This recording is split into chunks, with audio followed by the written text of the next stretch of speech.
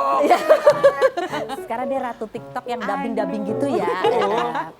Gitu deh Kak Ros. Tapi gimana? Alhamdulillah ya aku bisa datang ke Rupi. Thank you. Gimana kondisi kamu? Happy. Oh my God. Kondisinya sekarang gimana? Apa yang dirasain? Sekarang aku recovery, ya jadi recovery dari si pasca operasi itu sih Kak Ros gitu. Di sini ada lukanya tuh. Oh, di situ tiroid. Lu biopsi deh. Udah diangkat tuh operasi besar. Hasilnya sehat tapi ya. Tuh. tumor. Ya jadi dia lesi folikular grade 4 gitu. Jadi memang ada abnormal sel di situ. Dan itu taunya tuh suddenly Kak Ros. Aku nggak tahu. Jadi kalau ditanya apa ya gejalanya, Dirasain, ha? nggak ada. Aku being aku aja kayak gini. Oke. Tanpa merasakan ada satu hal yang Berbeda. di diri aku. Tapi lama-kelamaan aku lihat ada memang kayak benjolan yang terlihat kayak naik turun gitu. Kalau kita makan atau kita nelen sesuatu gitu, dia tuh gerak gitu. Tapi aku pikir sesantai itu, aku pikir kayak mungkin karena lagi sakit aja atau nggak enak badan aja gitu. Tapi aku sampai lupa berbulan-bulan tuh 2019 di akhir tahun 2019 aku ngeliat kok makin besar. Memang kasat mata ini kalau di teman-teman di sekeliling pasti nggak akan sadar. Tapi aku yang ngeliat Di dalam ya, perubahannya benjolannya ya? di keluar Kak. Oh, Tapi kelihatan. dia keluarnya tuh lama gitu, pelan-pelan gitu. Jadi nggak langsung nyata. Jadi gede dong itu. Lumayan sekitar hampir 5 cm. Wow. Wow, oke. Ini ada postingan ya, postingan Thalita Latif coba soal masa operasinya nih.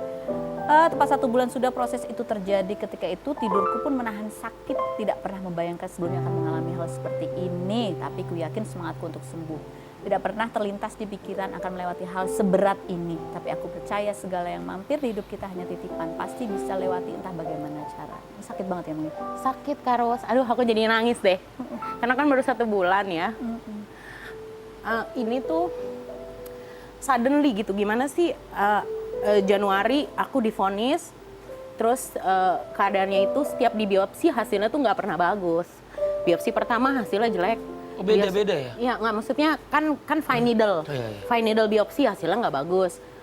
Abis itu operasi, jadi buat aku tuh yang aku share juga kemarin di YouTube Tia Aristia. Jadi kayak abis kena mimpi buruk, kena lagi mimpi buruk yang harapannya, hasilnya mudah-mudahan bagus ya gitu kan.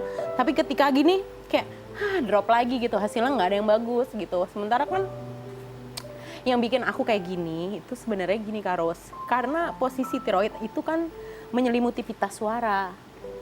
Jadi kenapa aku selalu kayak akhirnya seorang gila Thalita yang selalu ceria-ceria gitu bisa juga ya mewek banget. Itu karena aku kan bekerja pakai pita suara Kak Ros.